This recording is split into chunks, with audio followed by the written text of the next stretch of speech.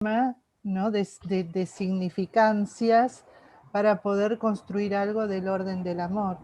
Algo de Exacta, esto. sí, porque es un tema, por eso digo, donde hay una errancia que no es, digamos, hay un azar y una contingencia en el encuentro, pero hay algo, digamos, de lo necesario de un tramar y de una construcción que está, digamos, entramada en RCI, ¿no? Porque el amor no es solo lo que acontece con los cuerpos, sino lo que se dice. ¿Se acuerdan que hablamos de esto, no? De esta juntura con lo que aparece en el seminario 20, que él habla de la carta de Almor, ¿no? En el sentido de que se ama con el alma, ¿no? Por eso el Almor, ¿no? Como que sería esta cuestión. Por eso el amor puede consistir solamente en el decir, como en el caso del amor cortés. ¿Por qué hay amor en el amor cortés cuando no hay encuentro entre los cuerpos? ¿Por qué hay amor en la experiencia pasional de los místicos a Dios cuando tampoco hay ninguna presencia? ¿No? Es decir, está el tema, por eso digo, esto lo trabaja mucho Lacan en el 20, ¿no? Pero bueno, muy interesante entonces, es el amor, el haber recorrido un tramo juntos y el poder tramar en ese recorrido una historia, es decir, hay un decir y hay también una transmisión y una genealogía. Fíjense, cuando ese es un buen hombre y una buena mujer, como en otra época decían los existencialistas, yo hablo de la buena mujer, no se les ocurría hablar del buen hombre, sería el ligue hombre, está mal puesto acá, del buen hombre. Sabe Dios por qué, ¿no? Un buen hombre y una buena mujer que habrían recorrido un camino juntos. En el horizonte del amor estarían el abuelo y la abuela. Es decir, está la genealogía, ¿no? Está el tema de la filiación, está el tema del amor, está el tema de esta juntura entre el amor de la pareja y lo que tiene que ver con la constitución de un sujeto como producto de ese amor y de ese encuentro. Esto lo trabaja mucho Lacan en la lógica del fantasma. El sujeto como petit A, que se desprende o se produce en este encuentro, y toda la cuestión del enlace, ¿no? Y de lo necesario de la operación del amor, que se constituye también en lo que sería la identificación originaria, que es la del amor al padre, ¿no? Porque la primera identificación freudiana es la del amor al padre. Se dan cuenta que él va como transitando Lacan esta idea de que si bien el encuentro con el objeto amoroso es del campo de lo contingente, sin embargo, hay algo de lo necesario y de lo posible en el campo del amor. Hay una función que el amor, de anudamiento, que el amor va a producir. Y esto es lo que él trabaja en este seminario y en estas clases en particular. Ubicando esta cuestión del anillo del imaginario en lo que sería el amor de Dios para después pasar a situar el amor humano entre los hablantes, ¿no? Bueno, sigamos con esto entonces. Sin embargo, entonces hay de esto, hay del abuelo y de la abuela y de la transmisión y de la novela familiar en el inconsciente. En el horizonte del amor, bueno, sin embargo, quisiera sugerir que quizás no sea todo. La cuestión que planteo, ¿por qué camino se ama a una mujer? Si planteo la pregunta, esto es una broma, dice él, lacaniana, sin duda tengo la respuesta. Pero las hay muchas, incluso no hay pregunta que tenga más respuestas.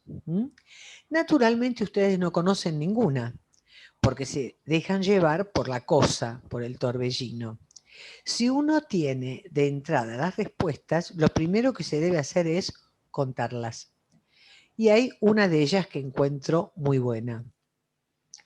¿Cómo ama un hombre a una mujer? Se pregunta Lacan. Por azar. Es decir, que hay una cuestión azarosa, lo cual no implica que en este encuentro no haya realmente, como después uno lo descubre, un plano de determinación inconsciente, ¿no? Hay una TIG, un encuentro con ese real, que de algún modo, digamos, al cual se responde con el amor. Claramente hay ahí eso, pero no implica que en este encuentro no haya singularmente algo de una determinación inconsciente y algo del campo de la repetición, ¿no?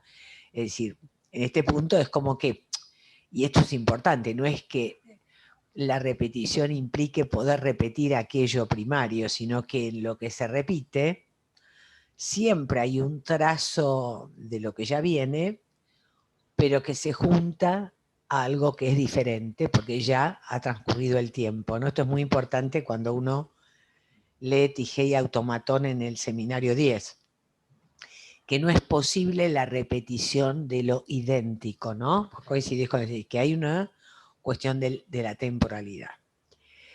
Esto ya se los di, es la suerte de que hablo desde hace tanto tiempo, cuando digo que la buena suerte fluye copiosamente, esto es una ironía, ¿no?, de Lacan, la hay por doquier, cuando digo que incluso ustedes no conocen más que esto.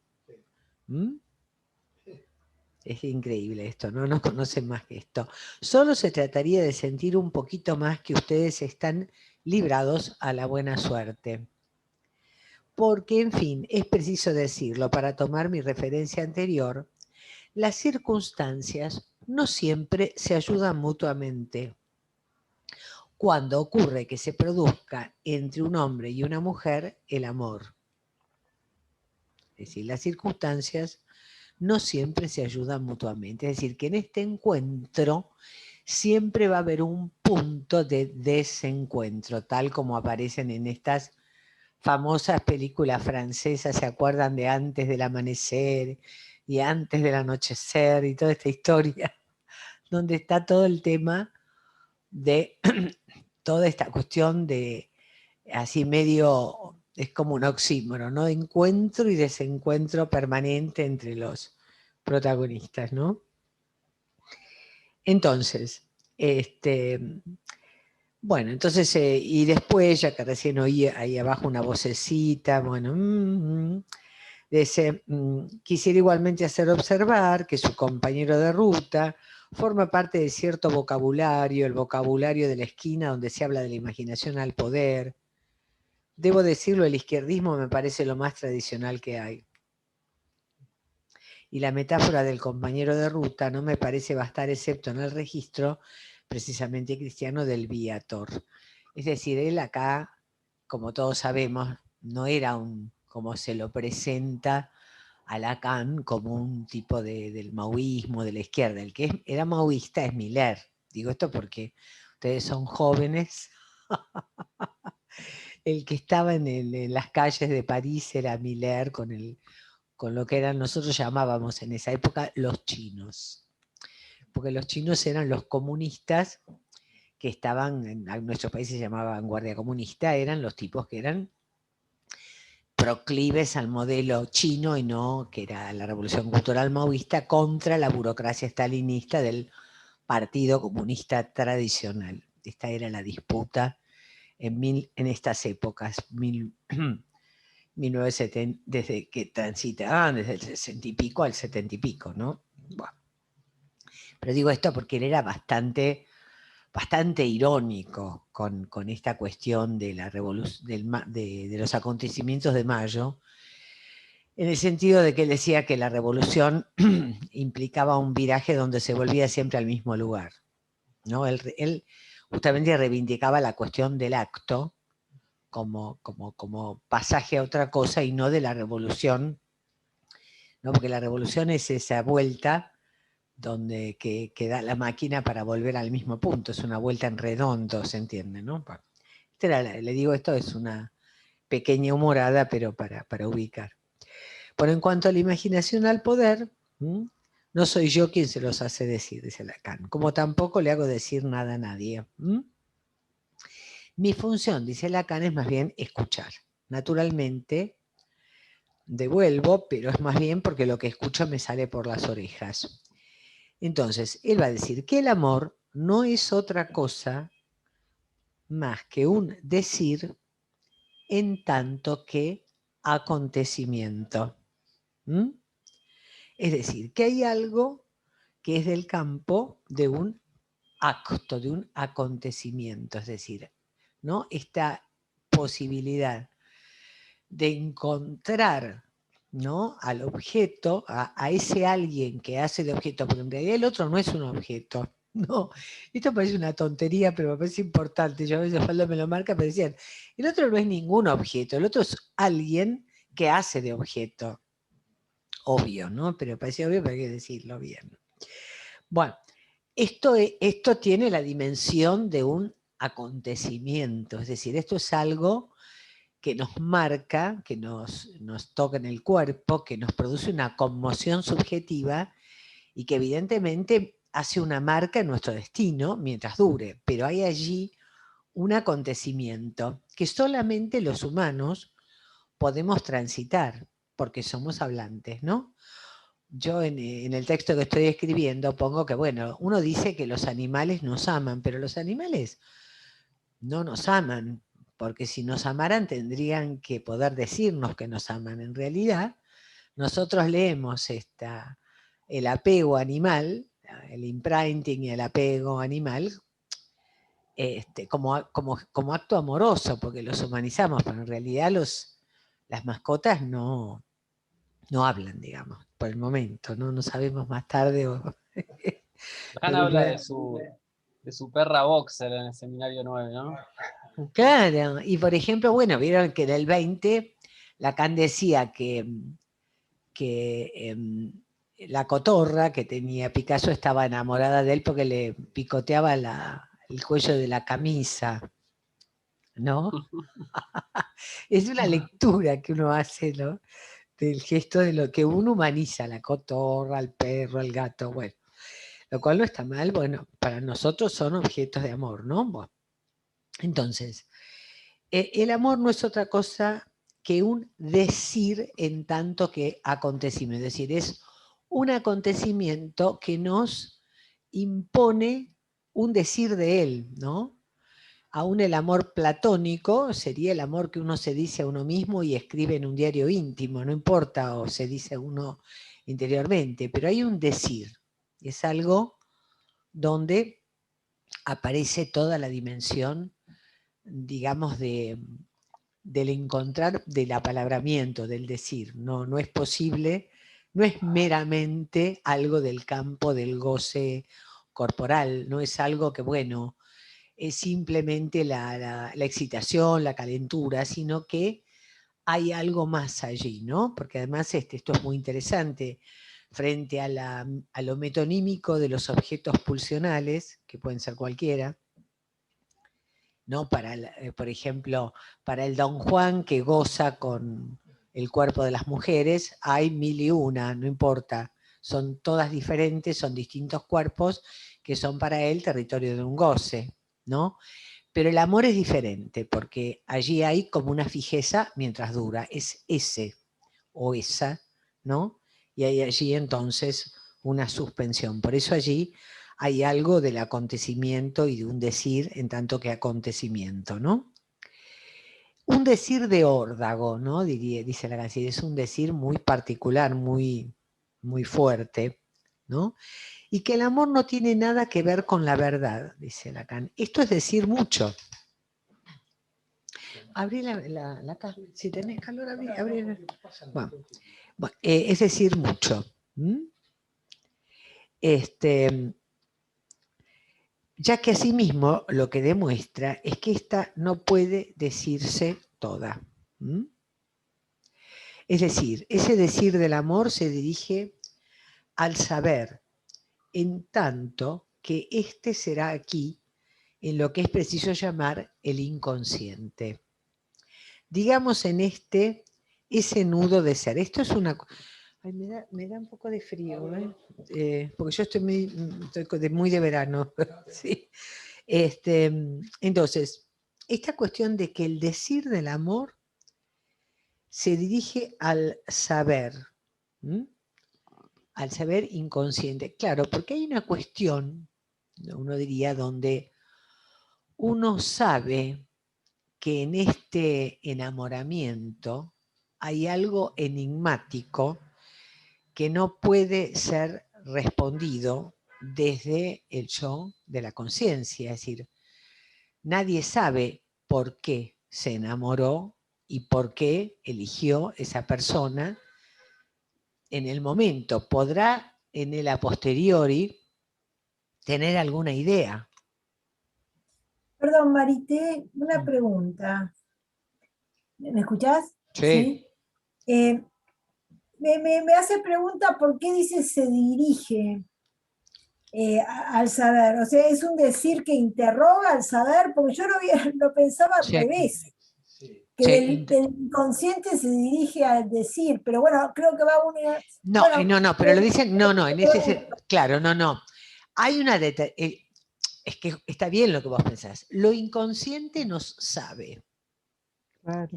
Cuando uno se enamora, uno es como que se pregunta, ¿y yo por qué me enamoré de este y no del otro? Eso es, ¿entiende? Ok. Es decir, Es la como que uno pregunta. se da cuenta que uno está determinado por cosas que desconoce, que lo llevan a enamorarse de ese, pero eso no tiene remedio. Entonces uno se pregunta, ¿y por qué me pasa esto?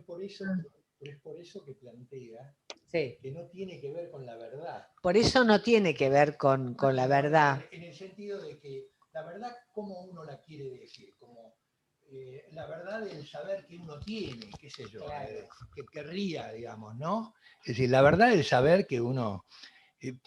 pero lo que ocurre es que está bien, hay una sobredeterminación allí planteada por la cuestión, bueno, los familiares que somos, digamos, ¿no? La cuestión nuestra de nuestra cronología histórica familiar. Pero es cierto que tampoco eso es absolutamente determinante. Obviamente, uno le encuentra, en este caso, bueno, yo le encontré, por ejemplo, a Marité cierta cosa de la nariz de mi vieja, por ejemplo. Bueno, pero claro. Bueno, pero a lo que voy.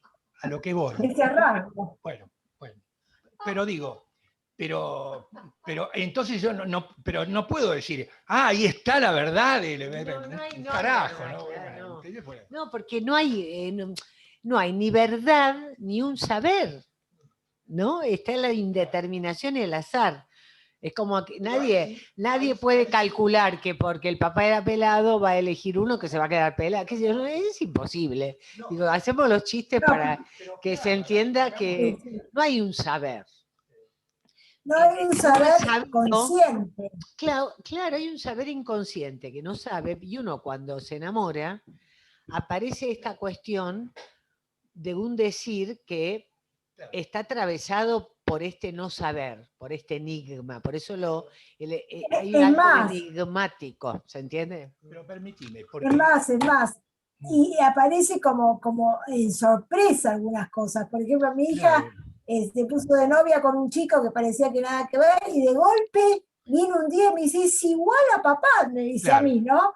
Dice la misma cosa que papá, me mira como papá, y yo como que le retorno así como sorpresivamente cuando pensaba que nada que ver, ¿no? Claro, pero a lo que voy, ahora medio soy iconoclasta de esto, ahora voy para el otro lado, porque uno no puede olvidar esto, de que el inconsciente, en tanto lo lenguajero que es uno, el inconsciente también lo es. O sea, no hay ahí, el inconsciente no puede blandir el saber del inconsciente, tampoco puede blandir una sapiencia absoluta respecto que de las cosas tienen que ser como él la dice.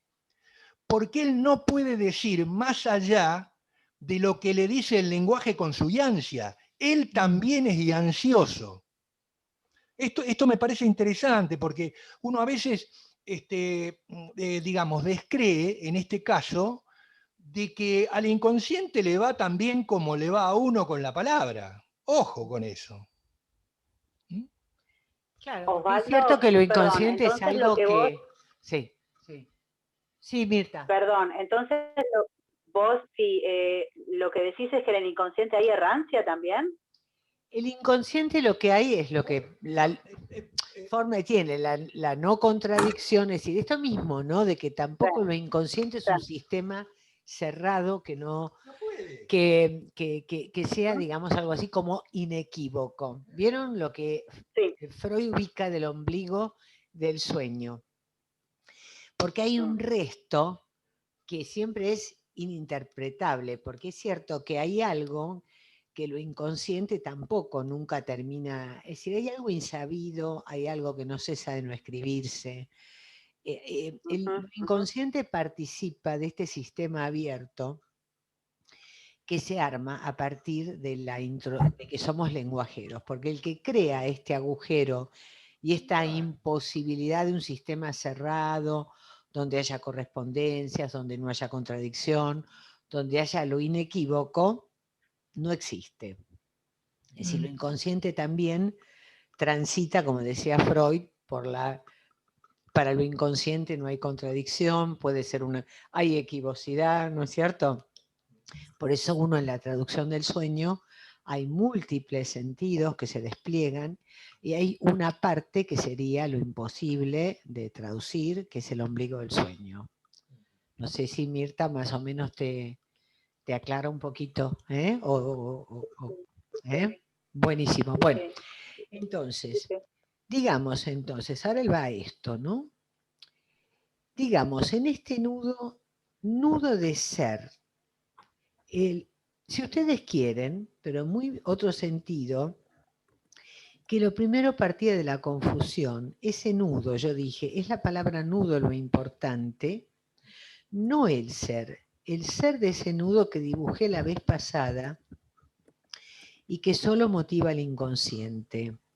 Porque él está con este tema de cómo trabajar con los nudos para dar cuenta de de la operación del analista, de los no incautos yerran, de cómo de alguna manera lo inconsciente va trabajando y se va articulando, ¿no? Lo que constituye, va a decir él acá, esto implica, dice, enteramente incluido en él justamente ese decir de la vez pasada, en tanto que en él se da cuenta del lugar de ese saber. Lo que constituye ese decir no es el conocimiento de ninguna manera. Ese nudo no es un conocimiento de cualquier cosa. Ese nudo implica mi decir como acontecimiento en lo que él es en sus tres caras, que es imaginable, que es simbólico y que es totalmente real por el acontecimiento mismo de ese decir. Acontecimiento consistente en que cualquiera sea, cada uno de ustedes puede darle el sentido que tiene, por el cual, como siempre, les suplico no comprenderlo demasiado rápido.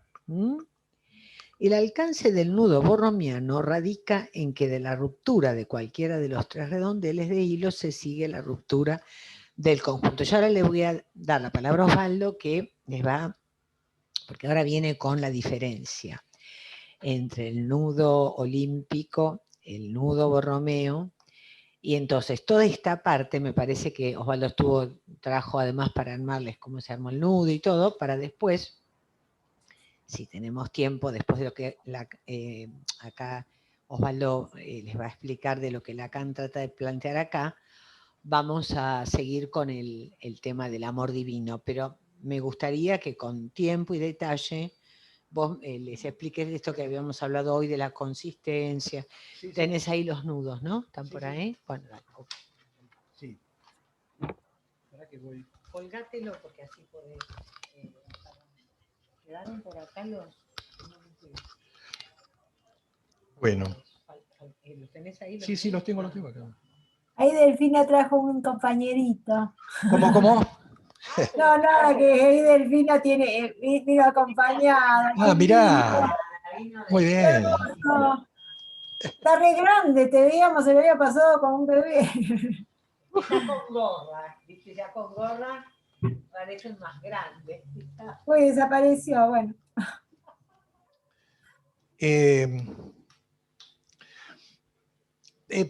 Yo vuelvo a una frase, digo, para introducir el tema de la consistencia, porque me parece interesante darle una vuelta o hacer un excurso con esto.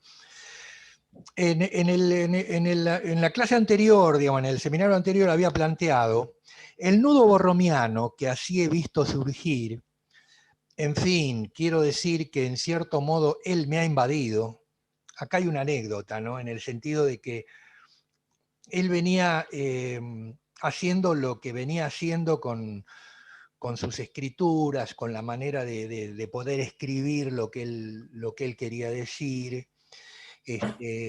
comenzando, por ejemplo, bueno, con su cosa siempre contraria a la lógica euclidiana, a la lógica de la esfera, después pasando por los círculos de Euler y la intersección entre ambos, que serían dos círculos con lo cual hace toda una cuestión acerca del sujeto y el gran otro, toda esa primera parte.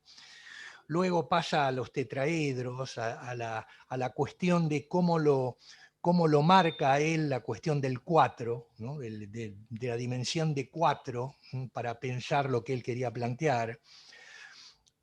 Y trabaja toda la cuestión de los tetraedros y viene, por ejemplo, los 4 discursos vienen por ese lado, etcétera, etcétera. Hasta que encuentra a un fulano que, bueno, que no sé, un matemático que circulaba, se ve en ese momento en París, que se llama Guilbot. Y Guilbot es un tipo que venía trabajando o viene trabajando en ese momento la cuestión de los nudos. Es un matemático que vieron que muchas veces plantea Lacan acá que de los nudos no se sabe nada, de los nudos recién está en el ABC, recién están empezando. Bueno, uno de los que empezaban era Guilbot. Y Lacan agarró todo lo de Guilbot, digamos, ¿viste? Todo, entonces empezó a ubicar que le venía bien a él el nudo de 3, sobre todo el borromiano, pero sobre todo después, que acá no lo dice, pero lo viene planteando, después el nudo de 4. Bueno, pero él hace toda esta introducción de lo que es el nudo, de las características del nudo borromiano. Y dice, el nudo borromiano no tiene ninguna especie de ser. En realidad, él siempre putea contra la metafísica, pero en realidad lo que está siempre hablando contra lo que siempre putea de la metafísica es que no tiene nada que ver con el ente, no tiene que ver con lo que él plantea desde el punto de vista del ser. El ser ya estaba muy trabajado sobre todo por Heidegger y por Husserl, en fin, venía siendo trabajado de otra manera, no a la manera clásica y parmenídea y platónica. Pero bueno, él se pelea con Platón y con Parménides porque además le conviene, porque si no se tiene que meter en una cuestión de explicar al ser a la nueva forma que él quiere plantearlo, pero que no lo dice. Bueno, es todo un lío esto. Bueno, pero a lo que voy es que él plantea que no es una especie de ser, no es una especie de ser acá, planteando acá lo que toma como ente. O sea, para la metafísica histórica, clásica, lo que es el ser, digamos, lo que parmenídeamente hablando es el ser, es lo que es en el sentido de una consistencia concreta y existente en el mundo. Es algo sólido, algo que tiene solidez, algo que tiene cuerpo, algo que es sólido, del cual lo clásico nunca habló de lo que tiene eso de vacío. No sé si se entiende. No le interesa, no planteaba la cosa por el lado del vacío. Esto es una cosa que viene de los orientales y que después viene tomando Heidegger y demás. Bueno, pero a lo que voy es que él se orienta por este lado. Y se orienta por el lado de que la cuestión incluso entonces de la consistencia que él quiere darle a eso que estaba encontrando para explicar lo que él quiere decir clínicamente, incluso en la teoría clínica que él tiene, freudiana, clínica, quería darle la vuelta topológica que le encontraba Guilbot, con Guilbot. Entonces, acá hay una cuestión que me parece que es central para leer a Lacan, digamos, en general, para leer a Lacan, que yo por lo menos es algo que sigo y le doy con todo en mi horizonte. Él todo lo que dice lo dice desde el lenguaje que tiene su ansia, que es una manera de trabajar, de escribir y decir, con aquello que incluye en su manera de tramar y producir a una ansia, a un agujero. Un agujero que es un agujero palpitante, es un agujero ardiente, es un agujero que tiene que ver con algo que nos toca a nosotros como existente que somos. Es decir, con la situación gozante nuestra. Con la situación gozante nuestra. Entonces, él lo que quiere es escribir, decir, hablar, plantear, producir teoría sobre aquello que tiene como horizonte aquello que permite incluso la existencia, porque si no hubiera una cuestión ansiosa que nos anima, si no hubiera un vacío del tambor, por decirlo así, que somos, no podríamos vibrar en términos existentes. Entonces, esto es la sustancia gozante de Lacan. Ahora, esta cuestión entonces lo lleva a decir, pero entonces, es como si uno dijera esto, pero entonces la consistencia de la cual uno quiere hablar no puede ser la consistencia del ente, eso sólido, etcétera, esa materia, la materia o la energía tiene que ver con eso, sino que en la medida que nosotros somos lenguajeros y existentes, hablamos por el lenguaje que tenemos y existimos como tal. Entonces, toda la teorización tiene que ir por ese lado, o sea, buscando aquello que pueda inscribir el vacío ardiente que tenemos. Esta sería la cuestión. Me parece central en esta cuestión. Entonces... Perdón, Osvaldo, pero sí, una cosita. Porque vos usás la palabra consistencia y yo automáticamente lo relaciono con lo imaginario.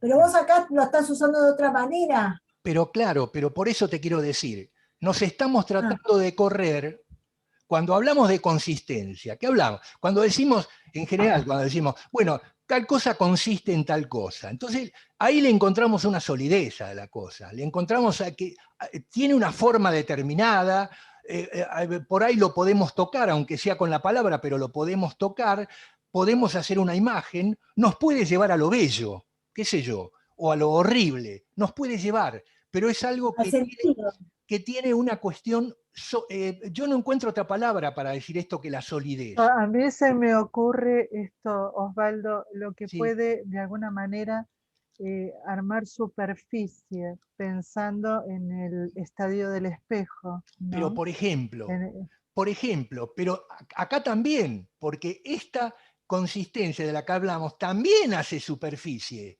pero de otra manera. Esto es lo que quiero decir. O sea, es una consistencia que necesariamente tiene que tener como norte la manera de producirse, el agujero central que tiene.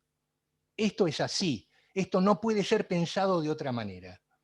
Por eso que cuando en este seminario lo que viene planteando, bueno, siempre me siguen con el 2, cuando hablamos del amor es del 2 del 2. Bueno, veamos un poco eso. Veamos un poco eso. Por ejemplo, si tomamos al Don Juan, por ejemplo. El Don Juan lo que tiene es como un falo sortija, digamos así, ¿no? Él va juntando argollas en esa sortija, digamos. Va juntando, va haciendo una cosa totalmente metonímica. Por eso el criado, ¿viste? Cuando la una de las amantes viene llorando, ¿qué me hizo este hijo de puta? ¿Qué sé yo? Que se va... No, y entonces no, dice, mille tre, le dice, mille tre. Bueno, porque efectivamente cada argolla, digamos, cada anillo ¿no? que el Don Juan iba pasando con su falo, diríamos así, cada anillo no tenía nada que ver con el otro, una no se conocía con la otra, entre las mille de tres, ¿no? No hay nudo ahí. Y él tampoco tenía ningún interés, qué sé yo, porque todo lo tenía con el padre muerto, en fin, es toda una historia. Bueno, pero con la mina no tenía nada que ver. Ahora, pasamos entonces a otra manera de ubicar el nudo para darle consistencia, porque estamos hablando de la consistencia del nudo, estamos hablando de esa consistencia, entre comillas, que queremos darle, ¿no? Para poder decir y hablar y basarnos en él. Entonces, pasamos al nudo olímpico. El nudo olímpico es un nudo que sí puede parte del 2. Uno puede estar con la otra, o el otro, olímpicamente unido.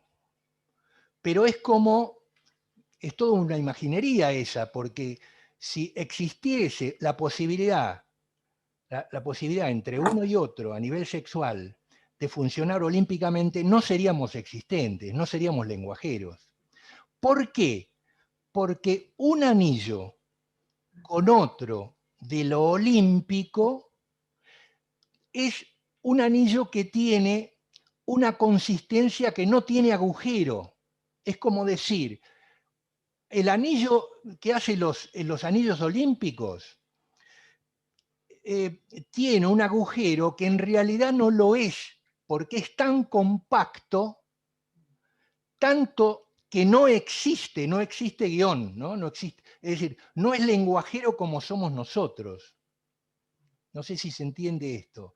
Hay un total holofraseo.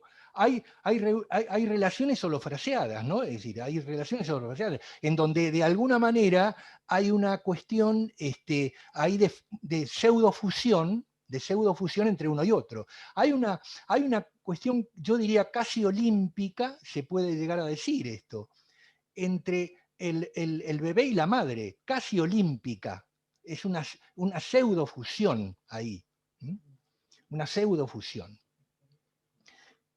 Pero ahí estamos funcionando a nivel del 2. Entonces, él lo que dice, escúchenme de lo que... Osvaldo. ¿Perdón? Esto del 2 tiene que ver con lo instintivo, con el instinto, esta cosa como de fusión que ya el objeto está prácticamente incluido en... Claro, pero estoy hablando de pseudo, ¿eh? Estoy hablando, no hay posibilidad, sí, no. Porque somos humanos, sino, es decir, entre la mamá perra y el cachorrito puede haber eso, entre nosotros no. Entre nosotros no, porque en última instancia el único uno absoluto que cada uno tiene es su propia existencia. La propia existencia es el único uno absoluto del cual uno puede hacer uno. El resto no existe de la posibilidad de hacer uno absoluto. Entonces, veamos un poco esto. Porque él usa, espera, sí. Lo importante es que él usa el nudo de 3 para dar cuenta del parlete del existente humano en una posibilidad, digamos, de... no se escucha, Marité. Porque el tema es el famoso micrófono. Que el tema sería que lo importante es que él va a apostar al nudo Borromeo como manera de dar cuenta, ¿no?, de cómo se anuda un sujeto, ¿no? Es decir, va a ubicar el anudamiento como un modo en el cual un sujeto construye su ser en el mundo, de alguna manera, ¿no? De cómo se arma, cómo se anuda. Él sale de lo que serían las características previas, donde están las operaciones de constitución del sujeto, y empieza con el nudo a poder articular toda su producción. Esta es la potencia que tiene la escritura nodal, ¿no? Cómo él ubica el campo de lo imaginario, el campo de lo simbólico y el campo de lo real anudados y de qué manera para dar cuenta del existente, ¿no? Es decir, de aquel que de alguna manera está, digamos, es un sujeto dividido por la represión, es un sujeto que está orientado por la búsqueda de su plus de gozar, y que se confronta con lo real de la sexuación y de la muerte, y bueno, y él usa el nudo para esto. No le sirve el nudo olímpico porque no le permite ubicar esta dimensión de la falta y del agujero en el hablante. Esto es lo que digo para que se termine de entender esto, ¿no? Sí. Pero justamente íbamos a esto. Entonces, ahora vamos a la otra clase. Sí, la cuestión del... Entonces, se entiende que el nudo olímpico no nos sirve, por decirlo así, no nos conmueve, digamos, no puede conmovernos. Tenemos que ir al nudo de 3, en principio el nudo de 3, ¿no? Porque como mínimo tiene que haber 3. Ahora, pero tiene que haber a 3 con un nudo real, ¿eh? Con un nudo que hecho como tal no se desarme, ¿no? Es un nudo, hay un anudamiento real. Por eso digo que tiene su consistencia, pero hay que encontrársela, ¿no? Diría Lacan. Entonces, ustedes fíjense, vamos a hacer un... Él les va a mostrar cómo que tiene todos los... Supongamos, tenemos, por ejemplo, le demos el nombre que queramos, porque acá hay una equivalencia total entre los 3 círculos, digamos, que estamos... Los 3 toros son toros. Los 3, digamos con propiedad, son 3 toros. Bueno, ¿no? son 3 toros, después va a ir a los toros. Pero a lo que voy. Entonces, tenemos 2 que están, digamos así, en el enjambre del mundo, digamos. Son 2 cosas que están en el enjambre del mundo, digamos, que no tienen nada que ver una con la otra. En realidad no es que no tengan nada que ver, tienen todo que ver porque son lenguajeros, tienen que ver con el lenguaje. Esto lo produjo el lenguaje, pero este rojo no sabe que hay un verde que anda por ahí. Ahí viene entonces el acto contingente, diríamos así, el flechazo, qué sé yo, ¿no? De 2 que andan por ahí. 2 que gozan a su manera, por decirlo de alguna... Estoy haciendo un versito para que se entienda. Bueno, está bien, pero bueno, fíjate... ahora, fíjense, porque yo no lo voy a hacer por el plano, lo voy a hacer como que sería la otra manera de plantearlo lenguajero o lo borromeo, como lo dice Lacan, ya no en relación al plano, sino en el mismo espacio no trascendental, no kantiano que queremos darle a esto. Esto también tiene un espacio en nuestra cabeza, por decirlo así. Entonces, agarramos en este caso el rojo y lo pasamos, Le falta el otro. en principio, lo pasamos por dentro de este. Ahora, fíjense qué manera rara o especial de pasarlo. A este lo pasamos por dentro del agujero que tiene, porque tiene un agujero que es palpitante y vibrante, pero un agujero que trata de cuidar el seguir siéndolo. Un agujero que trata de cuidar seguir siéndolo. Como diciendo, vos me anudás, pasás por dentro mío, pero no me anulás como agujero. Por decir una palabrita con esto. Este segundo, fíjense cómo entró.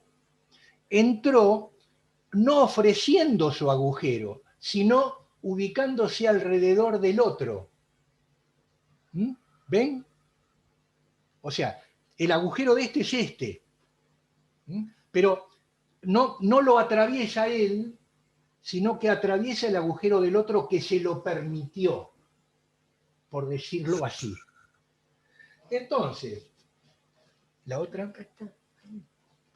Entonces, hay un tercero que pasa Ahora, por lo que le permite pasar en consistencia el segundo y lo termina. Y ahí tenemos un nudo Borromeo. Ahí tenemos un nudo Borromeo. Un nudo Borromeo que cumple la condición. Si yo suelto acá, este se va también y los tres desaparecen. ¿Se entiende esto? A ver, es un cuentito esto, lo que estoy tratando de hacer, pero para que se entienda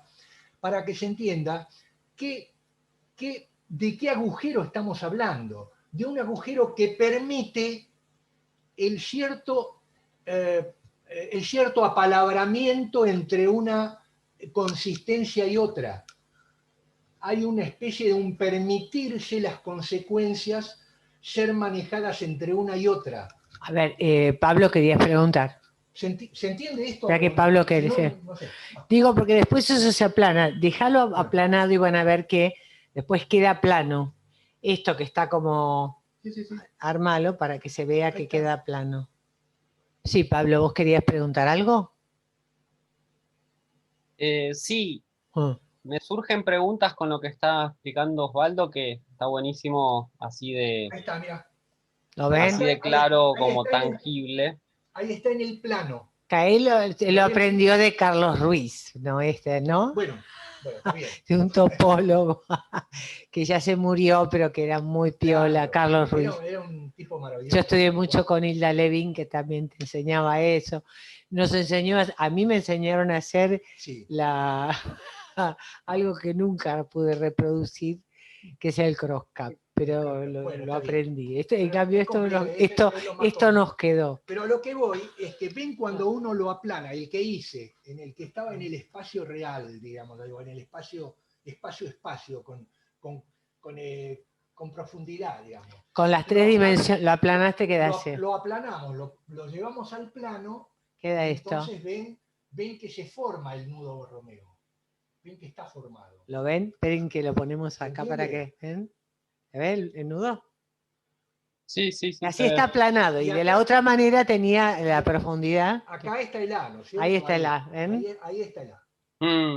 ¿Se ve? Pero, a ver, pero pregunten así, dejamos acá. Es la primera vez que lo veo construirse de esta manera. Siempre habían dicho que uno iba por arriba de otro y esto. Y me imagino que llegaste por el plano. Pero ¿qué es eso? Es esto, es la forma del plano, porque si ustedes ven, por ejemplo... Si lo haces en el plano es así. Si ustedes ven que el verde y el rojo está... Bueno, yo lo tengo, ustedes es al revés. Yo lo tengo que el rojo le pasa arriba del plano, del verde. Del verde. Ven que está... Lo hagamos así. Ven, yo tengo el verde, el rojo que lo ponemos arriba. Y el otro pasa arriba. Entonces, tenemos que hacer así. Con el tercero, pasamos. Tenemos que pasar 2 veces. 2 veces, porque yo pasé una sola vez y no se me... punto de contacto. 2 veces. Entonces viene arriba del de arriba, que es este, arriba, ven que lo paso por arriba. Por arriba, sí. Abajo del de abajo. Después de nuevo por arriba. Espera. Sí, 2 veces, porque yo pasé una sola vez. No arriba del de arriba, abajo del de abajo y después de nuevo. Parate que. Es más difícil armarlo así, por eso. Abajo del de abajo y arriba del de arriba. Claro, se pasa 2 veces. Si es que no me confunde. A ver. Abajo del de abajo 2 veces y arriba del de arriba 2 veces. Y ahí se armó. ¿Se entiende esto? ¿Lo ven? Sí, en realidad es tridimensional, como lo estás mostrando, es mucho mejor pensarlo tridimensional que plano, ¿no? Exactamente. Es mucho mejor. Porque ves cómo se mantiene la topología del agujero cuando el otro, ¿viste? Es impresionante. Sí, lo vimos con Darío, él lo hizo también, pero igual me surgen preguntas. A ver, dale. No, bueno, lo del vacío me parece fundamental.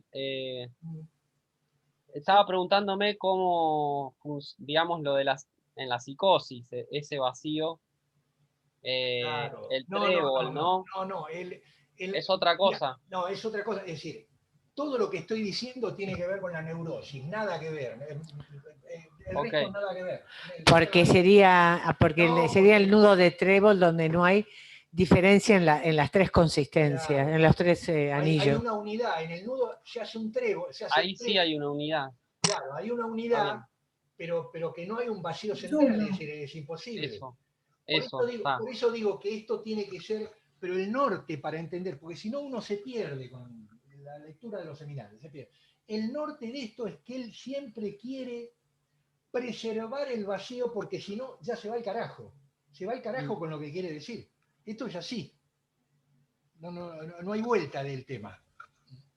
Porque justamente la captura, cómo entra el lenguaje en el cuerpo, es justamente, hay un concepto que ustedes estudiaron en el 11, que es el homeomorfismo, digamos, entre lo pulsional, la pulsión y el inconsciente, ¿no? Vieron que hay un homeomorfismo porque se trata en el campo de lo inconsciente justamente de una apertura y cierre y de una captura, ¿no?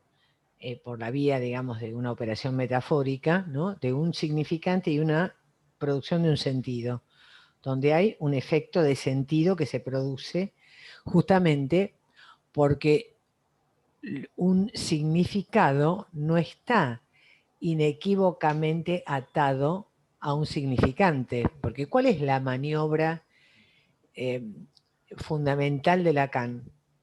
Plantear que no es que el significado está atado al significante, no hay unicidad, sino que está la cuestión de que hay un agujero donde en el mundo del sinsentido producimos un sentido que es transitorio porque tiene que ver con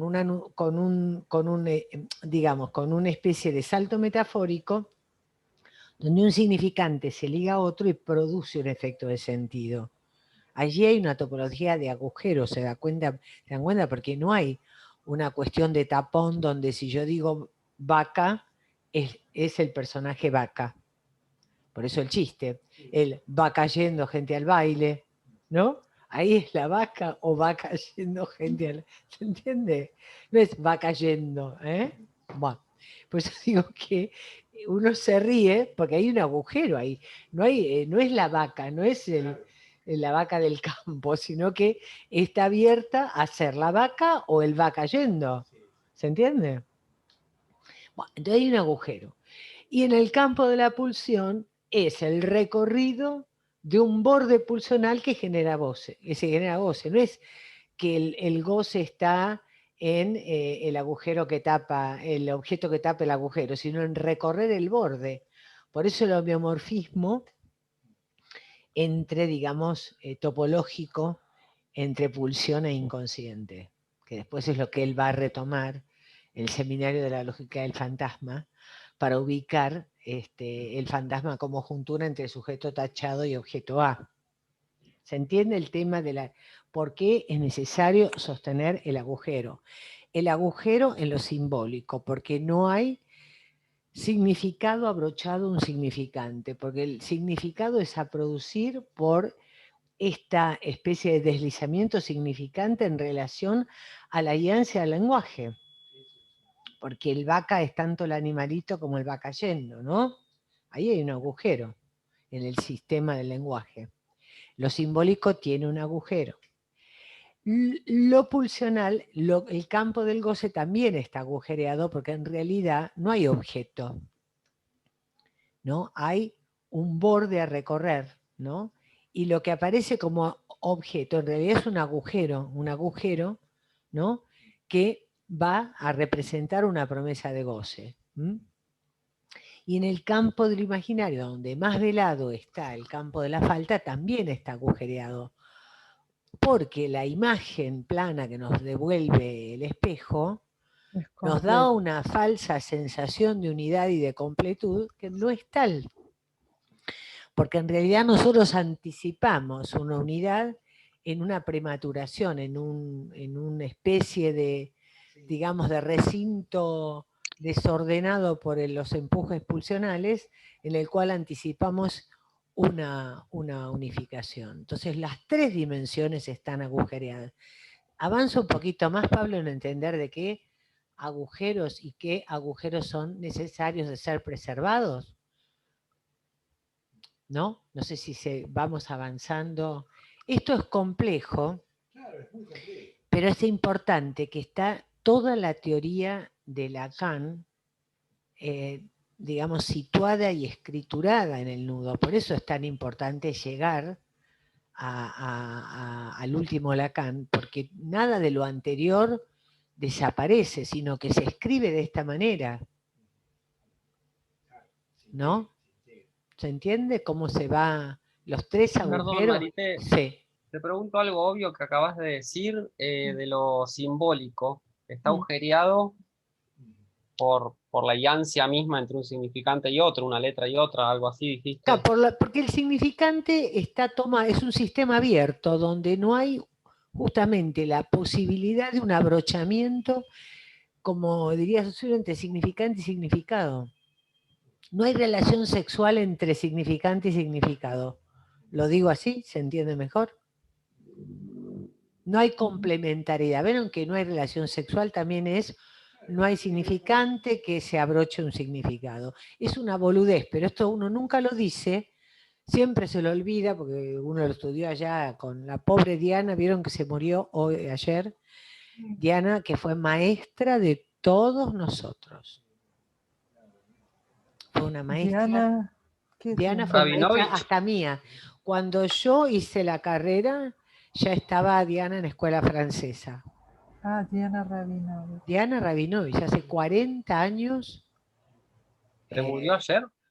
Se murió ayer, sí, sí, sí. Así que bueno, les quería avisar. La verdad que estamos de duelo porque ella era una mujer extraordinaria, una transmisora del psicoanálisis, maestra de todos nosotros, una persona impresionante, muy trabajadora, muy, muy generosa en su transmisión y la verdad que una pérdida, la verdad que un agujero se nos crea ahí. Eso sí ya, definitivo, ¿no? No insuturable, ¿no? Con la muerte de alguien. No sabemos si fue COVID o si, bueno, tendría algún otro, porque la gente no solo se muere de COVID, ¿no? También tienen cáncer, cardiopatías y millones de problemas, ¿no? Pero bueno. A mí me llegó que sí fue de COVID. Ah, te llegó. Ah, ¿sí? ¿Qué edad tenía, Marité? Dios. Ah, se murió de COVID. Qué raro, porque, y qué lástima, no habrá llegado a vacunarse. ¿Pero qué edad tenía? Es que era muy mayor, por eso digo, es raro que no había llegado a vacunarse, ¿no? Porque era una persona grande, además de que ella estaba en Cava, vos te podías anotar, desde los primeros días de febrero se empezó a habilitar la vacunación a los profesionales de salud. Y capaz que le faltó la segunda dosis. Claro, bueno, o por ahí llegó tarde, claro, es un tema, la verdad que es un tema. Sí, o hay que ver desde cuándo está enferma. Claro, porque hay gente que ha estado 1 y 2 meses internada hasta... Y más también. Y más también, más terrible, terrible. La verdad que es una cosa espantosa, pero lo de Diana nos da un dolor terrible, porque ella estas cosas las transmitía con mucha claridad. Son muchas cosas que viste, voy llevando, porque efectivamente la guianza del lenguaje es esto, que es un sistema abierto que en sí mismo no puede establecer una correspondencia unívoca entre sus elementos, entre lo que serían los fonemas y la significación. No hay correspondencia. Hay allí un agujero, ¿se entiende? Entonces, digo, pregunten todo lo que haya que preguntar, porque honestamente les digo, nosotros esto lo voy a grabar, lo voy a subir al YouTube, porque es importante que ustedes podamos volver sobre esto. Es muy complejo el seminario, pero es muy importante porque realmente este tema de cómo el anudamiento Borromeo respeta los agujeros interiores de los tres toros, ¿no? Y ese respeto por esos agujeros es lo que permite esta estabilidad del nudo, que no se desate, es lo que explica la tesis lacaniana de lo irreventable del nudo neurótico, ¿no? de la fortaleza de la estructura neurótica, ¿no? Sí, A justamente. mí me queda una duda mientras te veía hacer el nudo, ¿no? Porque, bueno, hablamos de los 3 toros, Sí. pero, digamos, hay 2 que están circulando cerrados, digamos, pero hay un tercero que tiene que estar abierto para poder permitir el nudo. No sé si esto...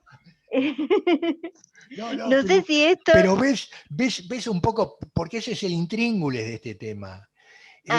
Es el intríngulis, justamente. Porque él lo trabaja así en Claro. esta clase, es lo que vos decís. Pero justamente. Él dice que lo imaginario sí, cumple esa función sí, en sí. esta clase.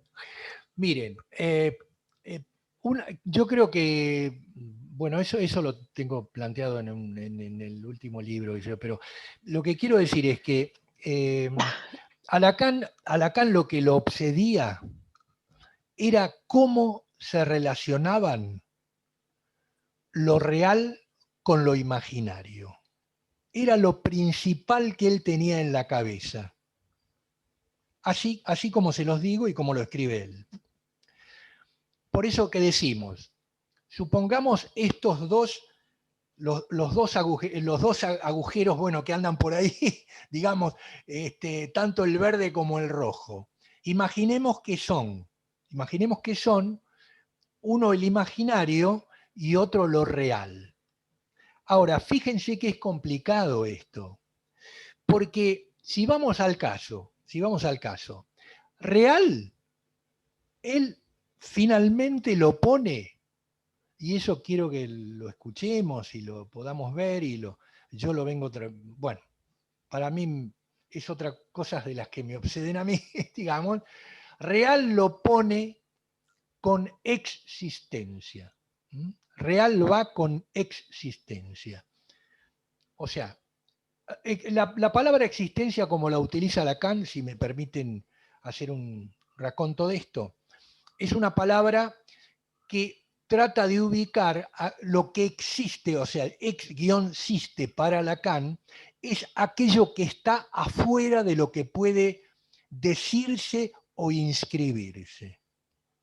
Es lo que queda afuera de lo que puede inscribirse. El ombligo del sueño. Bueno, lo que puede inscribirse. El ombligo del sueño. Ahora, en eso sí yo tengo una diferencia con Lacan y le discuto a Lacan esta cuestión. Porque una cosa es que existencia sea aquello que no puede escribirse y otra cosa que sea, digamos, aquello que nos compete como humanos. O sea, aquello que es nuestra existencia, ex-sistencia.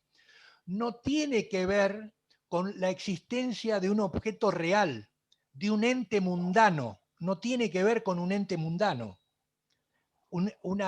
Esta pantalla que estoy viendo ahora es un ente, tiene existencia, está delante mío, es una cosa sólida como venía planteando.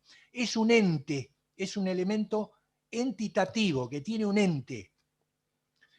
Pero existencia humana es lo que nos compete como humanos, lo que nos pasa, lo que somos, es nuestro ser ahí siendo. ¿Se entiende la diferencia? Entonces, y fíjense que es lo más difícil de definir, justamente porque nos compete por lo que somos, pero no podemos decir más que eso. ¿No? Es decir, ¿se entiende por qué él lleva a la pone existencia con real? ¿Por qué? Porque real, ¿qué es real? ¿Qué es real? Es aquello que es verdad. Es aquello que es imposible de decir como la existencia, en el sentido de decirlo exhaustivamente, me refiero, ¿no? De una palabra que lo diga todo. Eso es lo que quiero decir, que sea completa para decir una palabra que sea completa para decirlo todo. Bueno, eso no existe en lo humano, no existe en lo lenguajero. Entonces, real tiene que ver con lo que históricamente y clásicamente se decía. ¿Qué es lo real? Y lo que es verdad. Lo que es verdad es lo verdadero. Es aquello que es verdadero. Aquello que estamos tratando de decir que tiene una consistencia verdadera que no es la consistencia de los entes sólidos del mundo, que no tiene la efectividad de la realidad efectiva de serlo, pero forma parte de la existencia de lo humano que somos. ¿Cuál es la diferencia que vos decís con Lacan? ¿Que no es lo único ni lo más importante? No, justamente Lacan llega hasta ahí, pero no dice más, en el sentido de que es aquello que no se puede escribir. Lo imposible, Él ubica como que es imposible. Pará, escribir. pero si vamos al caso, nuestra existencia no es que seamos imposibles de existir, simplemente no lo podemos, es imposible de decir exhaustivamente, ni escribirla exhaustivamente, en eso es lo real, pero estamos. Nuestro goce es corporal, nadie puede negar de que estamos. Yo cuando estoy hablando ahora estoy gozando con lo que digo, qué sé yo, por decirlo de alguna manera.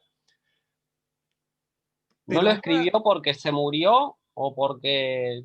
Ah, bueno, esa es una gran pregunta. Yo creo, bueno, al ser una gran pregunta, es lo que nos queda como analistas para ver cómo podemos seguir trabajando esta cuestión de la teoría. ¿No? ¿Se entiende? ¿Se entiende? Osvaldo, Sí. pero acá cuando vos empiezan con Marité, hablan del nudo de ser. Y justamente es lo que estás mencionando vos, ¿no? Esto de Existir, ser como existente. ¿Por qué? Y ahí viene, claro, ser como existente que somos. Y ahí viene la frase de, bueno, que a mí me congrega desde hace muchos años, que el ser del hombre es su existencia. El ser del hombre es su existencia. Esa es una frase que está en la tercera o cuarta página de Ser y Tiempo y empieza a trabajar Heidegger desde ahí. El ser es nuestra existencia. ¿Mm? O sea, entonces la existencia de un perro no puede tener existencia. Sin embargo, tiene su ser de perro, pero no tiene existencia. No sé cómo decirlo. Bueno. Tiene una vida, pero no tiene una existencia, porque no puede, por eso no puede amar. Solamente podemos amar los existentes. Eso es Heidegger, ¿no? La casa del ser, la palabra. Claro, él hace la juntura entre Heidegger y el último Lacan, que es este que escribe la existencia en lo real, esta clínica de lo real. Él hace la lectura intertextual, es lo que hace Osvaldo, ¿no? Bueno, yo seguiré un ratito después de esto porque está la pregunta justamente. Lo que Sandra plantea es que él acá, en esta clase, va a decir que ese tercero, lo que él llama el toro ese suelto que se termina de anudar anudando a los otros, es el anillo de lo imaginario. Y él va a poner ahí la cuestión del amor. Y va a ser la metáfora de, primero, arrancar con el amor divino, que la verdad es un tema muy viejo en el mundo, porque es como acá estuviera haciendo una joda con la metafísica y la religión. Perdón, tengo una digresión acá. Sí. Acá toma imaginario porque está trabajando lo que une, bueno, porque tenés que empezar primero por lo que une, porque las tres consistencias que son, una es digamos, lo que une. La otra es lo que hace, que es lo real. Y la otra es lo que lo puede nombrar, que sería lo simbólico. ¿Se entiende? Digamos. Son, diríamos así, son aptitudes potenciales de lo real de la existencia. Son aptitudes potenciales de lo real de la existencia, que están ahí, que entre las tres hacen el nudo, que es un nudo absolutamente real. Es un nudo absolutamente real, que tiene su consistencia, pero su consistencia, no cualquiera, es su consistencia porque es agujereada y es existente. Acá en este caso, porque digamos, yo, volviendo a lo que les decía, hay una cuestión que es histórica de la metafísica y de la religión, y es la famosa dicotomía entre cuerpo y alma, ¿no? En vez de hablar del lenguaje y del ser hablante, se hablaba de que para los antiguos, para Platón, está el espíritu, está el alma, para la religión el alma. Por eso en el seminario 20 Lacan hace la joda de que el amor equivale a la escritura de la carta de al-mor, ¿no? Que viene de alma. Uno ama con el alma. Y si uno tiene alma, ¿de dónde sale el alma para la religión? Y bueno, el alma es un don de Dios. Porque está el Creador que nos construye a su imagen y semejanza y entonces nos entrega el alma, ¿no? Nos hace poseedores de un alma con el cual amamos. Pero el amor es un don de Dios, un don divino. Y justamente este don, por eso lo que va a decir ahora del anillo de la religión, es medio burdo, pero él va a decir que ¿por qué tiene tanta importancia, digamos, la religión que llama verdadera? Primero porque es trinitaria. Porque hay un misterio donde está Dios Padre, Dios Hijo, y hay un tercero, que es el Espíritu Santo. Que es ese espíritu, esa cuestión donada por el amor, está el amor del Padre y el Hijo, y el amor del Espíritu Santo, que anudan en estos tres. Y acá lo que él va a decir de este nudo, eso está recontradicho, muy atravesado, pero lo que él quiere decir en este nudo, de que yo lo leo así, que la potencia del discurso religioso consiste en instalar la convicción de que es posible darle una vuelta a la condición mortal del cuerpo a través de la inmortalidad del alma. Esto lo dice tan atravesado, pero creo que quiere decir esto. Miren, Lacan es muy complicado para... A veces son cosas simples, pero bueno, lo vamos leyendo de a poquito, ¿no? Entonces él dice, henos ahí en el centro de lo que es este amor, del que en su momento hablé bajo el nombre de amor divino. Basta para ello que este simbólico tomado como amor, amor divino, posea la forma del mandamiento que pone como pináculo el ser y el amor. Claro, somos humanos, en tanto tenemos alma, entonces nuestro ser está ligado a la condición del amor. Para que este conjugue algo en tanto que ser y en tanto que amor, esas dos cosas solo pueden decirse sosteniendo lo real por una parte, lo imaginario por la otra, respectivamente, comenzando por este último, el cuerpo, y aquel otro, lo real, la muerte. Acá ubica en lo real la dimensión mortal, como imposible de ser sabida, digamos, ¿no? Allí se sitúa el nervio de la religión en tanto que predica el amor divino. Aquí, por cierto, se realiza también esa cosa loca, esa fisonomía de lo que ocurre con el amor sexual en el viaje. Esta perversión del gran otro como tal instaura en la historia sádica de la culpa original y en todo lo que de ella se sigue, el haber adoptado, por cierto, este mito precristiano, ¿por qué no? Este es quizá tan bueno como cualquier otro e instaura en lo imaginario, en el cuerpo, esta suerte de levitación, de insensibilización de lo que le concierne. Es toda la historia de lo que he llamado el arrianismo, ¿no? Como si el cuerpo pudiera levitar y ser como insustancial, como si hubiera una cuestión renegatoria del cuerpo gozante, ¿no? Como si para salir del sadismo primitivo, ¿no? Este tema, digamos, de un Dios Padre terrible, que era el Dios del judaísmo. Acuérdense que el Dios, cuando él habla acá del sadismo y todo eso, habla de que el cristianismo abreva de una religión bastante cruel, como la tradición judaica, donde hay un Dios que impone sacrificios terribles que después perdona, pero hay una cuestión sádica. Entonces una manera de salir de ese sadismo es tener un cuerpo como inmune al dolor y al goce y a todo sentimiento, ¿no? Por eso digo, un cuerpo levitante. Bueno, pero esto no es posible. Entonces, he aquí de dónde es imperativa la dimensión del amarás a tu prójimo como a ti mismo.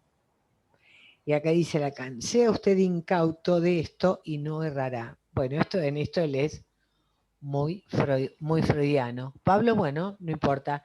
Queda grabado, Pablo. No, los que se tienen que ir no se hagan Yo también problemas. me voy a tener que ir un poco antes. Bueno, Pero esto esto me parece queda muy grabado, interesante. chicos. ¿Cómo? No, que me parece muy interesante. No, Todo queda esto no me lo grabado. Lo terminan de escuchar yo lo subo después a la página. Digo, quedémonos tranquilos que los que no pueden venir o demás, el tema del formato de subirlo es interesante porque yo creo que la verdad que además a nosotros mismos también nos sirve tenerlo grabado para después poder escribirlo. A veces está bueno porque es como un borrador que uno tiene y permite...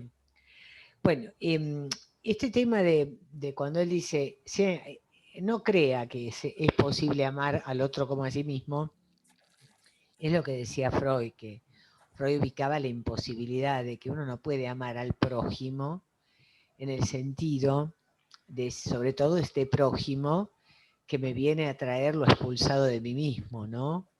Uno puede amar al semejante, aquel con quien transitamos diferencias, pero que no viene a representar aquello que está tan próximo de mí, en tanto que el prójimo sería el retorno de lo expulsado que retorna como lo más cerca de mí, estoy encima obligado a amarlo, es imposible porque ya lo expulsé. Esto es lo que él transita en el seminario de la ética que ya lo trabajamos, ¿no? Es decir, es un mandato religioso imposible, ¿no? Ahí está este costado de lo imposible de la religión, ¿no? Porque no Igual, puede... perdón, Marité, Sí. siempre me pregunté algo, yo me tengo que ir, pero algo. El primer mandamiento no es amarás a tu prójimo como Dios te ama. No, es amarás a Dios primero es amarás a Dios por sobre todas las cosas. Y después, el segundo, es amarás a tu prójimo como a ti mismo. Entonces está el tema freudiano de que en realidad, porque además Lacan pone todo, lo que Freud ubica es que es imposible amar al prójimo porque en realidad siempre con el otro, por lo que es la constitución narcisista, uno ama lo propio, que vive como yo, y expulsa a lo que no quiere en el otro, y en ese sentido toda relación con el semejante está teñida de esta hostilidad y de esta agresividad primaria, con lo cual no puede nunca ser un amor absoluto, sino que es un amor a medias, y además es cuando justamente el otro logra ser un semejante y no un prójimo, es decir, no está tan cerca de uno que representa lo peor de uno, sino que uno puede armar una relación donde haya lugar a la diferencia, ¿no? Donde no aparezca una relación tan narcisística, tan donde está yo o el otro, ¿no? Esto yo creo que Lacan esto lo va a trabajar mucho porque él va a salir de esta connotación narcisista del amor, por eso él también en este texto quiere darle un paso más allá a las tesis freudianas del amor, para ubicar la dimensión del amor más allá del narcisismo, ¿no? La función, lo necesario del amor como anudamiento en la relación con el semejante, lo cual supone salir de la cuerda de lo imaginario, porque toda la cuestión del narcisismo está en la estofa de lo imaginario, donde siempre o es yo o es el otro. Claro. El dos, ¿viste? Es el tema del adversario. Siempre guerra contra el otro, porque el otro es el culpable de todo, ¿no? Bueno, esa es la maldición del dos, la maldición del prójimo, la maldición del narcisismo, de lo más primario, del fenómeno de masas, ¿no? Está todo encabalgado en lo mismo. ¿Se entiende eso? Que no hay tres ahí, no hay... Sí, no hay sí. Bueno, ahora, sin embargo, él dice, la religión tiene este mandamiento que es imposible, pero no puede decirse que semejante religión sea nada. Como les dije la vez pasada, es la verdadera, puesto que inventó esta cosa de la Trinidad. Ella vio que hacían falta tres redondeles de hilo de consistencia estrictamente igual para que algo funcione. Sin embargo, es curioso que para todos los fines eso produzca lo que produce en lo que concierne al amor. Pero lean Vida y Reino del Amor en Kierkegaard, que acaba de aparecer en Ubier. Yo ya tengo uno. Léanlo, porque no hay lógica más implacable, nunca se articuló nada mejor sobre el amor divino, se entiende. No hay la menor errancia, todo está trazado lógicamente. El amor es caridad, fe y esperanza, y gracias a eso la caridad está, ustedes lo ven, en fin, bastante lamentablemente, simbolizada en el arte por esa mujer de senos innumerables de la que penden innumerables chiquillos. Pero hay sin embargo algo, justamente allí está el origen de mi lapsus, hacer esto de la imagen de la mujer. La finalidad en tanto que hay dos extremos y un medio, se los hago notar. Bueno, entonces resalteo un poco. La relación del cuerpo y la muerte está articulada por el amor divino, de una manera tal que por una parte hace que el cuerpo devenga muerte y que por otra la muerte devenga cuerpo por medio del amor. Esto es que yo le digo, la promesa de el perder el cuerpo pero salvando el alma, ¿no? Un poco la promesa de la Trinidad es, bueno, frente a la mortalidad, al ser, ¿no?, al destino mortal, prometer por la vía del amor, el amor de Dios, la inmortalidad de las almas. Yo lo leo así, sino de qué otra manera, me parece no hay otra manera de leerlo, ¿no? Pero generalmente la idea misma de finalidad es algo atribuido a la intermediación del deseo. El amor de Dios es la suposición de que Él desea lo que se cumple para todos los fines, por así decir. Es la definición de la teología en sí misma. Es una transformación del término deseo en término fin. Hagámonos aquí justamente este simple paréntesis. El simple paréntesis de que al tomar ese lugar, el amor divino ha expulsado lo que acabo de definir como deseo. Bueno, esto es todo un tema que, para entenderlo bien, de la expulsión del deseo y de cómo el deseo de Dios amortigua la condición terrible del Dios judío, hay que ir al escrito de la primera clase del seminario inconcluso de los nombres del Padre, que nosotros leímos en el grupo el año pasado. Porque, ¿qué pasa? Él va a decir que en los mitos judíos, justamente, el Dios que desea, el Dios que demanda el sacrificio, también es un Dios que al ser deseante puede perdonar, le puede decir a Abraham, bueno, tráete el carnero y en vez de matar a tu hijo, matamos al carnero. El deseo, digamos, indicaría un Dios no absoluto, sino un Dios que en su amor, digamos, la relación del amor con el deseo, instaura la dimensión de la castración, que siempre es apaciguante. Y esto es un poco el Lacan del seminario de la angustia, donde va a plantear que el amor es lo que permite al deseo condescender a cierto goce, ¿no? Es decir, como que hay un punto donde claramente el amor sería una función que no puede, digamos, para anudar en el humano, no puede prescindir de la condición deseante, ¿no? Es decir, justamente el nudo de la religión no es Padre, Hijo y Espíritu Santo, sino que es real, simbólico e imaginario, por decirlo de alguna manera, ¿no? Pero no coincide el nudo humano con el nudo de la religión, ¿se entiende? Lo dice de una manera tan estrafalaria, pero creo que va para ese lado, ¿no? Bueno, de todas maneras les hago notar que el amor cristiano no ha extinguido el deseo. Esta relación del cuerpo con la muerte, él la bautizó, si se me permite, amor. Pero no insistiré más por ahora, tomo otra juntura. muy exactamente lo que puede resultar de tomar esta vez no ya lo simbólico, sino lo imaginario como medio, ¿no? Es decir, antes lo que anudaba en el nudo de la religión era el Espíritu Santo, que sería lo simbólico entre el Padre y el Hijo, ¿no? Digo, por decirlo mal y pronto, ¿no? Acá él va a plantear lo que planteaba Sandra, la cuestión de lo imaginario, ¿no es cierto?, como medio para anudar a las otras dos consistencias. Es como si estuviera lo real y por encima de lo real lo simbólico y lo imaginario produciendo este anudamiento, ¿no? Si como acabo de hacerlo, sigo dando este sumario sentido de la muerte a lo real, como constituyendo su núcleo, y a lo simbólico le doy lo que nos revela a través de su empleo en la palabra del amor, el soportar lo que en efecto todo el análisis nos hace sentir soportar el goce. Entonces, ¿qué nos demuestra el redondel de hilo de lo imaginario tomado como medio? Que lo que él soporta es nada menos lo que hay que llamar el amor. El amor, por así decir, en su lugar, el que tuvo desde siempre.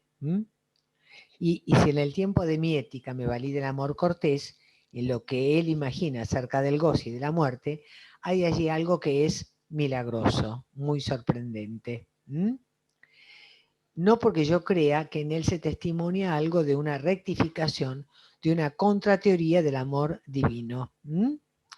Entonces, pienso ahora que en lo imaginario tomado como medio está el fundamento del verdadero lugar del amor en la estructura. Esto es una afirmación absolutamente fuerte de él, ¿no? Es decir, este tema de la función del amor es anudar por la vía de lo imaginario. ¿Cómo pudo producirse este desplazamiento fecundo, después de todo, que en el amor cristiano sitúa el amor en el lugar en el que aparece el deseo? ¿No? Como, bueno, todo el tiempo él pivotea en la diferencia entre el amor cristiano y cómo funciona el amor en el hablante, ¿no? Como que no hay una equivalencia del amor cristiano y cómo funciona. Digo esto porque si no uno se pierde, lo plantea de una manera tan confusa él acá, que uno se puede derivar y pensar que es lo mismo el amor cristiano que la función del amor en el nudo. ¿Se entiende lo que digo?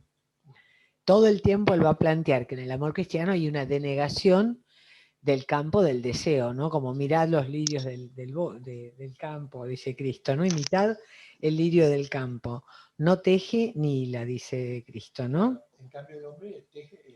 Entonces justamente es como sería una cuestión imposible porque uno no puede vivir en una absoluta pasividad a la espera de que Dios esté ahí. Bueno, hay un viejo chiste, porque esto es cierto, este tema de que el lirio del campo está ahí sometido a la voluntad de Dios y no teje ni hila, está ahí esperando que le toque lo que le toque. Y es el chiste famoso de un tipo que está en un naufragio arriba de un techo y primero llega un bote y le dice, che, flaco, vení, que se te va a inundar la casa. El tipo no le da, no estoy esperando que Dios me ayude. Bueno, viene después una moto de agua, tampoco, después viene un helicóptero, tampoco, el tipo se muere, se ahoga, se murió ahogado. Cuando llega y habla con Dios y le dice, che, flaco, al final te estuve esperando, me fallaste, le dice a Dios.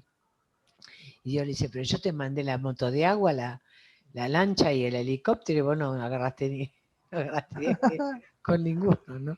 Pero un poco el chiste va al lirio del campo, uno no. Por eso digo, no está Lacan, digo, está como muy confuso en esta parte, pero claramente hay un tema. A mí me parece, María Teresa, me parece que está, o sea, él venía hablando en esta línea del viator y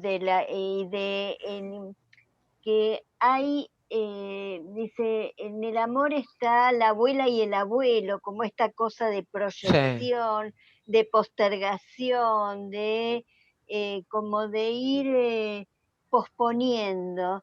Y me parece que esa es una línea, la del viator, y me parece que ahí está como lo religioso, ¿no? Y en Exacto. esta otra línea del amor humano está esto del tejer, del tramar, Del esto como trabajar, del acto, ¿no? Del hacer. del acontecimiento.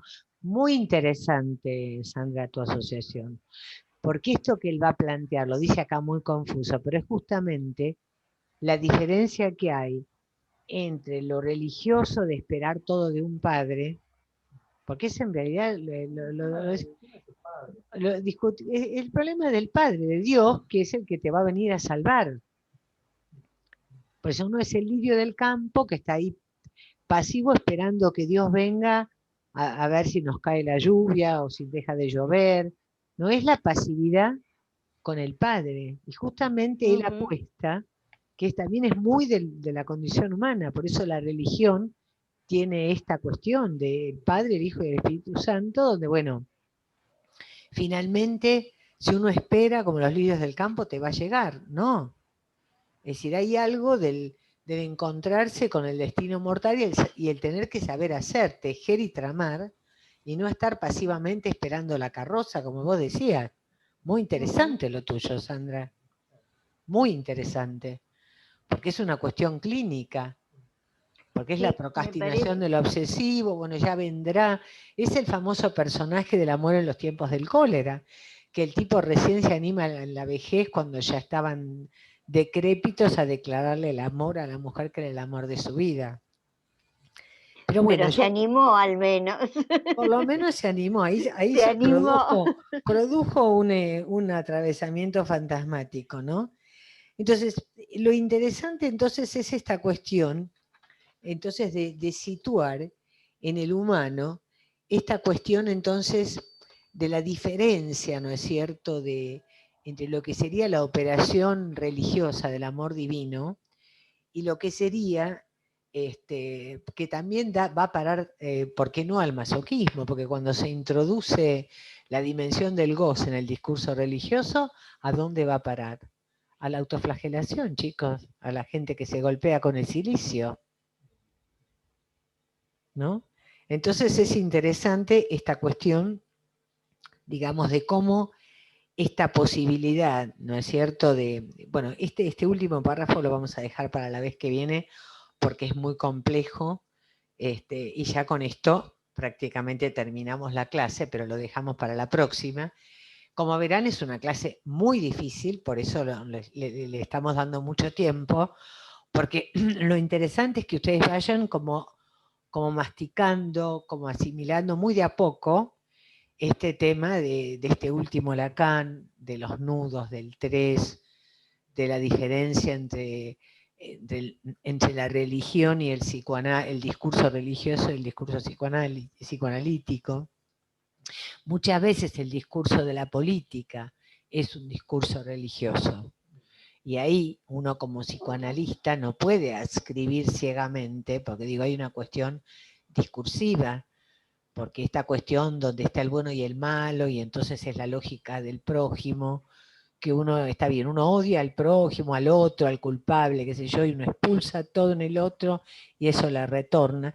Es una lógica que para un psicoanalista es muy pobre, porque uno apunta a esta cuestión del tramar, del tejer, del construir, del saber hacer con lo que no hay, de ubicar esta cuestión de que no hay blancos ni negros, de que no hay la verdad sobre la verdad, de que no hay, de que hay castraciones, hay de un imposible, hay de un ideal que es inalcanzable, bueno, y esto es lo que nuestros discursos nos ayuda a tramitar el saber hacer con el malestar en la cultura, ¿no?, que es lo propio de nuestro ser en el mundo.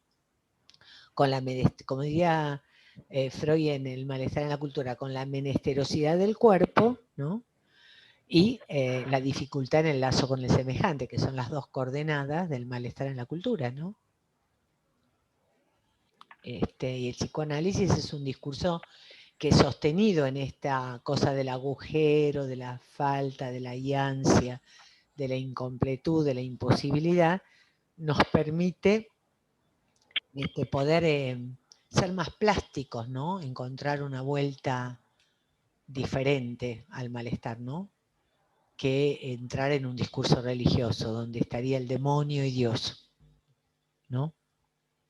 Les digo porque no es poco esto, del tema de la crítica al discurso religioso. Hay que leerlo bien esto, porque uno por ahí se confunde y cree que está bien el discurso religioso, ¿no? Y que hay que tener un padre y hacer como el lirio del campo, estar a la merced de Dios, que Dios nos va a proveer de todo, ¿no? Bueno, chicos, dejamos acá, ¿les parece? Que está medio densa la clase. Bueno, disculpen si resultó muy pesada, veo que... No, nada que ver. Muchas gracias. Es un plomo Es total. pesado, la clase es intensa. Es intensa, pero bueno, vamos está a volver. bueno. Vamos a Es volver. jugosa, es Es jugosa. jugoso. Ahí está. Pero es jugoso. hay asociaciones muy piolas, como la de Sandra recién, o la de Andrea, es decir, van como asociando cuestiones muy, muy valiosas, muy importantes, ¿no? En la clínica. Bueno, chicos, dejamos acá. Un beso. Bueno, gracias. Gracias, Marita. Gracias. Hasta luego, Gracias, Osvaldo. Chao, chao. chao. Chao. Chao. Chao.